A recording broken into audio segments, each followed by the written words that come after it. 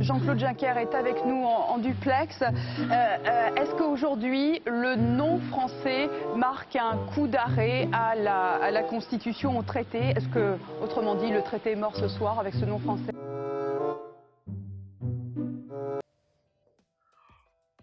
Oh, excusez-moi, là, je bâille. Je viens de regarder le discours de Jean-Claude Juncker sur l'état de l'Union européenne. Le non français nous pose un énorme problème. Pour être honnête, c'était très ennuyant. Un petit résumé, et donc il faut que l'Europe soit forte et unie. Il faut que l'Europe soit forte et unie.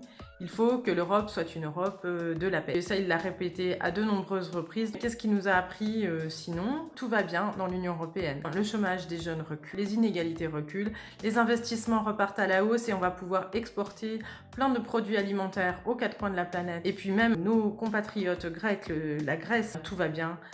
Et d'ailleurs, Jean-Claude Juncker lui-même a toujours défendu la Grèce. Avec des amis comme ça, pas besoin d'ennemis, parce que c'est sa manière de défendre un pays en difficulté. On a du souci à se faire. Il nous a aussi expliqué qu'il fallait en finir avec la règle de l'unanimité. C'est quand il faut que les 27 pays de l'Union européenne soient d'accord pour prendre une décision, notamment sur la fiscalité des entreprises et sur la politique extérieure. Sachant que M. Juncker a été Premier ministre du Luxembourg et qui s'est appliqué pendant tout ce temps-là à faire que ce pays demeure un paradis fiscal, on peut quand même avoir quelques inquiétudes sur le type de mesures que M. Juncker voudrait faire passer en douce, en catimini et passer en force aussi par rapport à l'unanimité des États sur cette fiscalité des entreprises. Il nous a aussi annoncé qu'il allait y avoir un changement important en Europe. Ça, on l'attendait tous. Alors évidemment, à quoi on peut penser?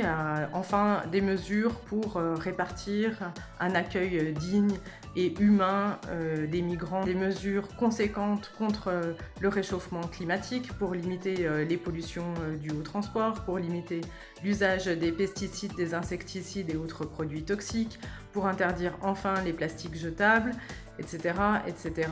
Des mesures aussi qui permettraient d'harmoniser au niveau fiscal, au niveau social et au niveau salarial, des mesures qui permettraient aussi d'éviter la montée des extrêmes droites et des nationalismes dans les différents pays européens. En fait, non, c'est pas ça qu'il nous a annoncé, c'est que le grand changement, ça va être le changement d'heure.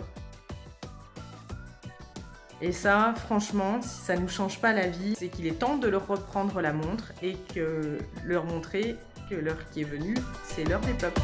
À bientôt.